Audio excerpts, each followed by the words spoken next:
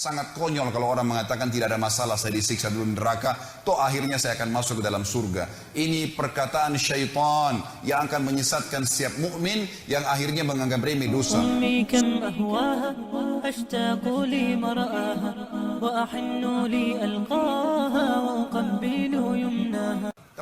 Teman-teman sekalian, renungi makna ini.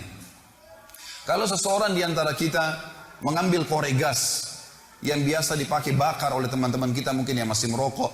Kalau dia bakar jarinya 10 detik saja. Jari dibakar dengan api yang kecil sudah memar. Kalau 10 detik. Kalau 1 menit teman-teman sekalian sudah cukup untuk membuat matang tangan itu.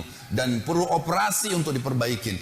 Bagaimana dengan api yang berkobar-kobar? Banyak orang tidak merenungi masalah ini. Tidak memikirkan. Tetangga saya pernah mengalami kebakaran di kota Makassar pada saat itu beberapa tahun lalu. Saya coba ingin membantu saja, tiba-tiba ada api yang sangat besar menyambar di depan mata saya.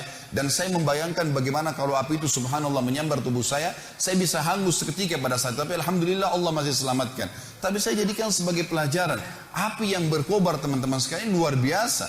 Kalau membakar maka akan menghanguskan tubuh seseorang. Allah mengatakan narullahil muqada, apinya Allah yang berkobar-kobar. Cukup sampai situ? Ternyata tidak. Allah masih sambung lagi. Allati, yang api itu tattali'u 'alal af'idah. Sifatnya api itu kalau dibakar kakinya penghuni neraka nanti yang humaza dan lumaza ini akan membakar sampai ke jantungnya. Orang Arab mengatakan dalam bahasa Arab teman-teman sekalian, kalau dia melihat sesuatu, dia mengatakan ra'aitu, saya sudah melihatnya. Kalau sesuatu itu sangat dekat dan mudah dijangkau. Tetapi kalau orang Arab ingin melihat sebuah benda, misal di pinggir lautan, ada benda yang sangat jauh di seberang pulau sana. Atau dia di atas gunung, dia ingin melihat sesuatu yang jauh. Dan itu jarang dilihat orang-orang lain. Kemudian berhasil matanya melihat, maka dia akan menggunakan kalimat ittala'tu.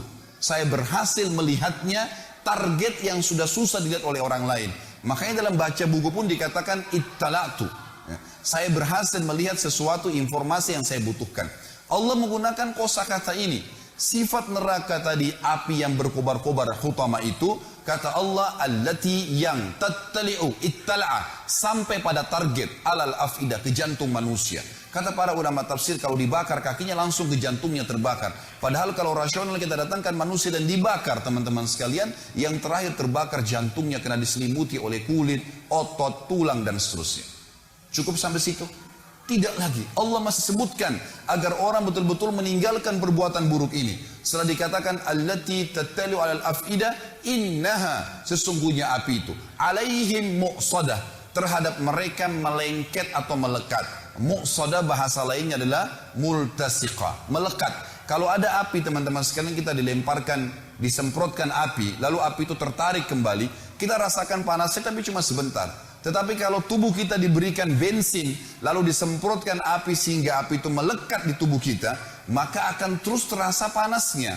Per detiknya terasa panas. Maka Allah menggunakan kalimat ini. Api neraka utama tadi itu bukan hanya berkobar-kobar, tapi pada saat disemprotkan ke tubuh seseorang nanti, naudzubillah, yang melanggar melakukan dua perbuatan ini, apinya akan melengket ke tubuhnya sampai terbakar, baru padam api tersebut. Diulangi lagi, begitu terus, tidak akan pernah habis sampai dosanya dibersihkan oleh Allah Subhanahu wa taala. Dan ingat, ancaman ini berlaku bagi seorang muslim yang dengan syahadatnya pun dia sudah bisa masuk surga sebenarnya, tapi akan dimasukkan ke neraka. Dan ini baru satu jenis siksaan karena bahaya lisan dan contoh perilaku. Belum bicara masalah dosa zina, belum bicara masalah dosa riba, belum bicara masalah dosa durhaka dengan orang tua, ditambahkan azab-azab kepada mereka. Sangat konyol kalau orang mengatakan tidak ada masalah, saya disiksa dulu di neraka, toh akhirnya saya akan masuk ke dalam surga. Ini perkataan syaitan yang akan menyesatkan setiap mukmin yang akhirnya menganggap remeh dosa.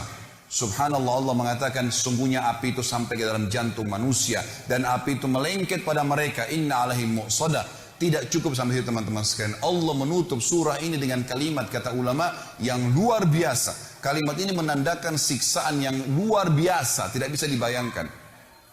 Fi amadin mumaddadah, kata Allah, dan mereka akan diikat di tiang-tiang yang bergelantungan. Kata ulama tafsir, penutupan surah ini luar biasa kalau orang memahaminya.